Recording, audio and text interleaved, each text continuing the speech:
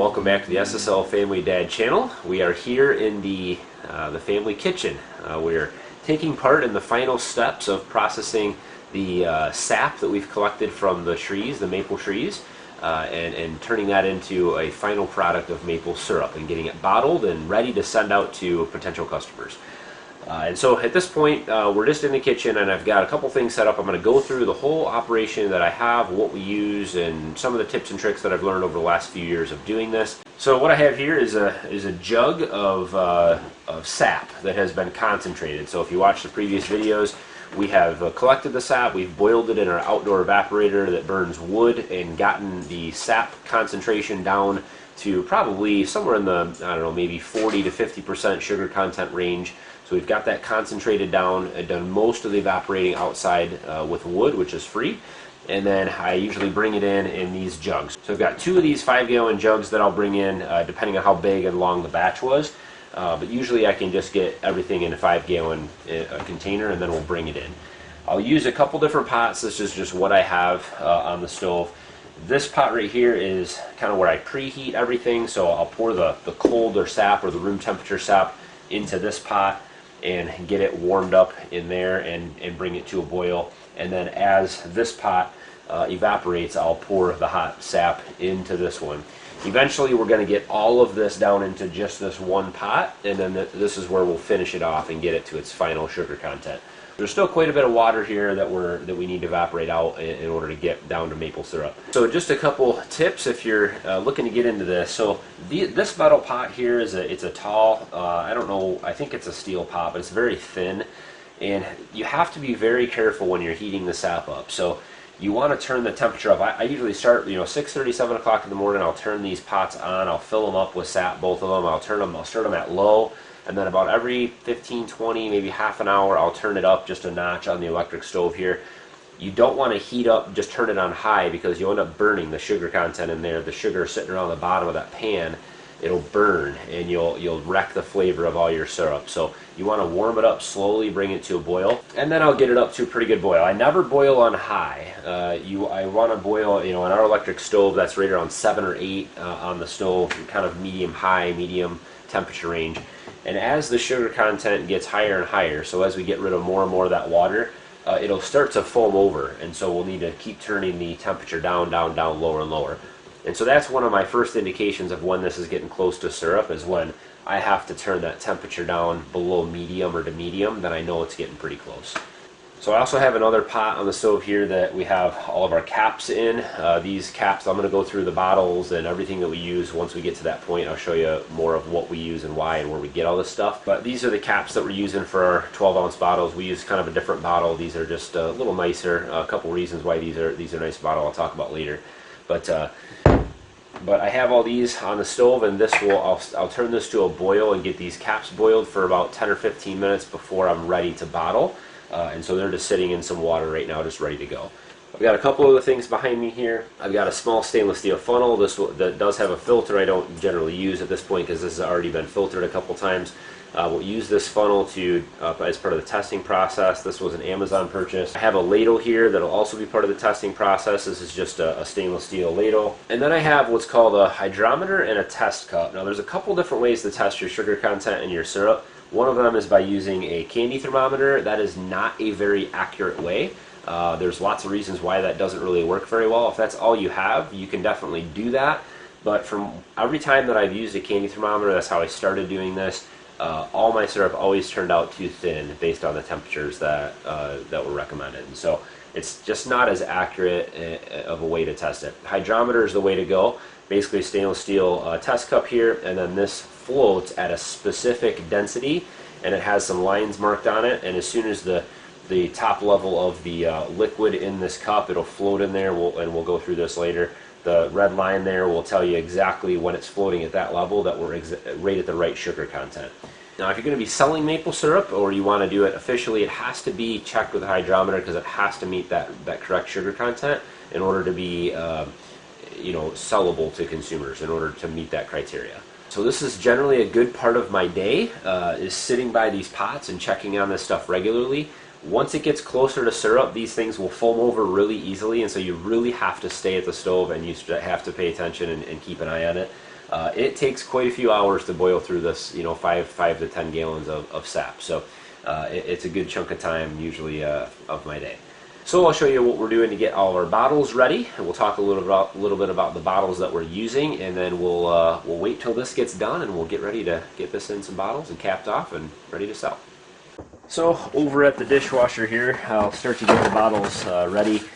These are the bottles that we use. They come from specialtybottle.com. This is where we've bought them all. These are 12-ounce sauce bottles, and they come with a cap on them. They're not as cheap as the other maple syrup bottles, but they're just a little bit nicer. They also have a larger opening on the top, which is easier for filling and things like that. And so they're just a nicer bottle. They're actually nice to reuse for other things as well. But what I'm going to do is we're going to put all these on the top rack in the dishwasher. I kind of have an idea based on how much sap I am boiling of how many bottles I'm going to end up with. I'm probably going to end up with between 12 and 15, and so we'll maybe throw 16 or 17 in there just to be safe. But everything that I'm going to use today has been sanitized, and this is one of the ways that we get these bottles prepared and sanitized. And so we're going to put the dishwasher on a full wash setting with a sanitized and heated dry, and these will go in here. They'll get washed, rinsed, and they'll sit in the heat and the steam, and so everything will be sanitized and ready to go. I'm also going to be using some this pot later on. You'll see how that goes, and then this synthetic filter, which I'll also get in here, so that gets sanitized as well. And so all this stuff will just get run through here. No soap. I'm not using any soap in the dishwasher, just running it on a sanitizer.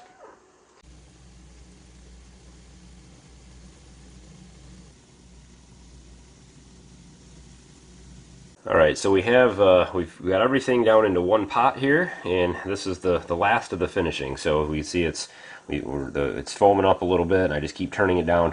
So I'm at, you know, I guess medium low here, just below medium on the temperature, and I'm just slowly getting the last of this done. This is the longest part because you can't turn the heat up and boil it any faster because it starts foaming over. So we're going to test it and see where it's at.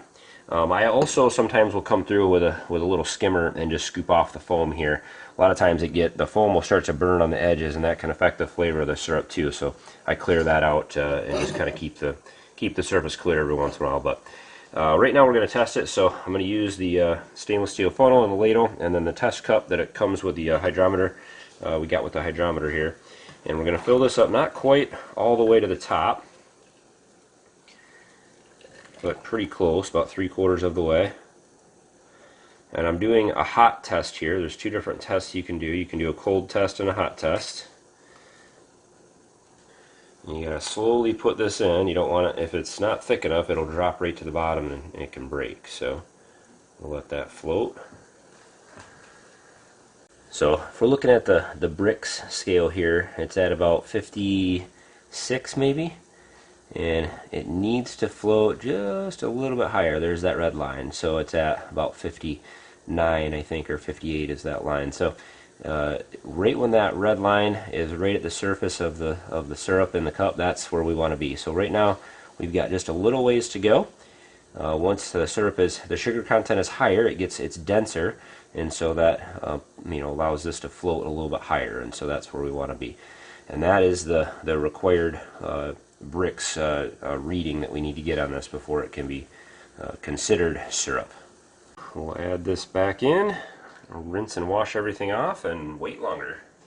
So while this finishes its final evaporation and boiling off here, I'm going to turn it down just a little bit because I'm going to step away from the stove. I don't want it to boil over, and I'll go show you what I have set up for the filtering and bottling part of this process.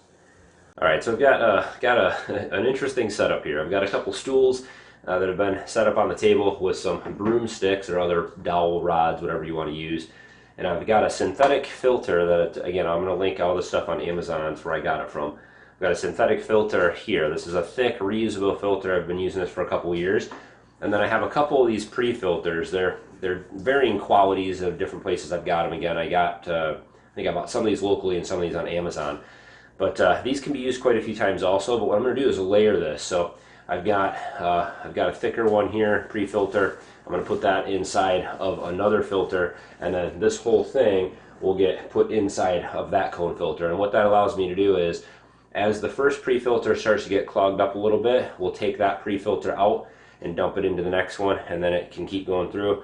And then when there's down to the bottom of it, I'll dump the last one into just the synthetic filter, and it'll filter through that. That'll allow me to, the filtering process will go a lot faster if we can keep kind of clean filters in there. This is the final filter. So what we're doing is we're filtering this so that it's ready to be in the bottles. We don't want any imperfections in it. We're trying to filter out as much of that knitter. There's different minerals and other things that can settle into the syrup later on, so we want to get as much of that out as possible. This isn't 100%. There are higher, commercial filters and stuff like that you can get into, but this does a pretty good job. And so this is it drips down into a pot here below. That just keeps it warm and ready for me to scoop out and funnel into bottles and capped off right here. So we want to do this quickly and keep everything hot. So I'm going to pour it into here. As soon as it starts pouring into here, I'm going to start ladling that into bottles and get those bottles, capped off and ready to go. Just as soon as I can. I want to run this as quickly as possible, so I keep that syrup hot as it gets into the bottles.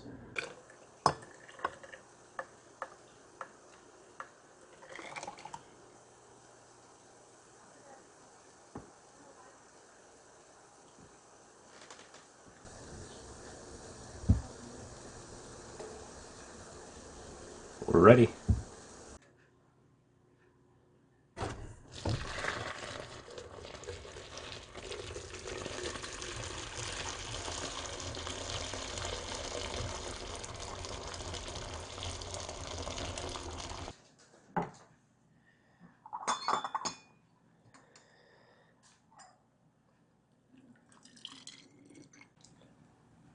So as we fill these bottles, we want to try to get it to as close to the top as possible. So if there's a little bit of foam in there, I've been trying to wait until some of that foam kind of bubbles off, because I want to make sure that that hot syrup gets real close to the top. As it cools down, it's going to suck the seal of the lid down onto the bottle, make a nice tight seal, make sure the cap is sealed tightly as well. And so we don't want a whole lot of airspace at the top.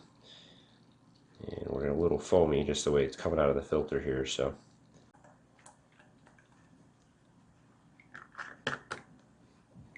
it's also a good idea to just get the syrup out, the hot syrup on the lid. I'm pulling these right out of hot water, so I don't always do that. But if you get that hot syrup right on the lid, that also makes sure that any bacteria or anything like that is dead and it's all sterile, so you don't have any bacteria that will grow on the surface of the syrup or on the lid underneath the cap or anything like that.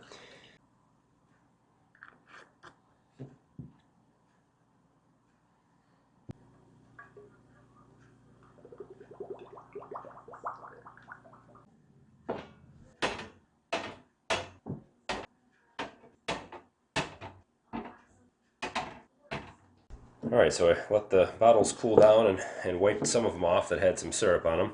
And I'm going to just seal the caps. And so the caps are all sealed down. You can see the level of the syrup has pulled down from the top. And it kind of creates a vacuum in there, and it sucks the seal underneath the cap onto the bottle. And then I'm just going to take these little shrinking seals, and those just get wrapped around the top, and then we just apply a little heat to those and they'll shrink right on. It just holds the cap in place and everything, so when they're shipping we don't have any leaks.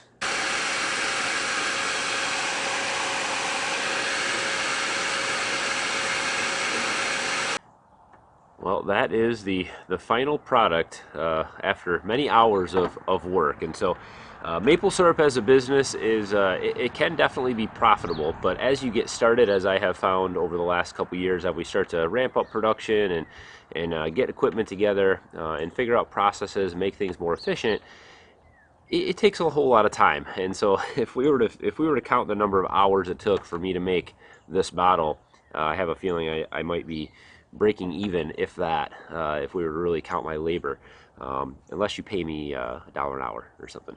But it is definitely rewarding, and we have a lot more trees to tap here. We have a lot more sap to get, and we can produce a lot more syrup than we're producing. And so we'd like to make things more efficient and invest in some of the bottling process. It'd be nice to have that a little bit nicer. The evaporation process, reverse osmosis systems, and better collection systems and other things, so that we can make this more efficient. And we will be doing that. We will put an announcement out on social media when we do have the syrup ready for sale. We're working on some shipping and other things now, and so if you're interested in buying some, you can check our website at SSLFamilyFarm.com. We'll let you know if it's available there. There's a for sale tab or section, and we'll also announce on social media when we do post some quantity available there to purchase. So hopefully you guys enjoyed the bottling and processing, the final step to making maple syrup. It's always a lot of fun to share this with you guys, and hopefully you guys enjoyed. Don't forget to hit thumbs up on today's video. Comment down below if you have questions or comments, anything to share. I'd love to hear from you guys. And of course, subscribe if this is your first time to the SSL Family Dad channel. We'd love to have you tag along. Lots of DIY and farming and gardening and maple syrup things to come, I'm sure. Anything that you can imagine us doing around here, we try to videotape it all. So love to have you tag along. And as always, guys, thanks for watching. Have a good one.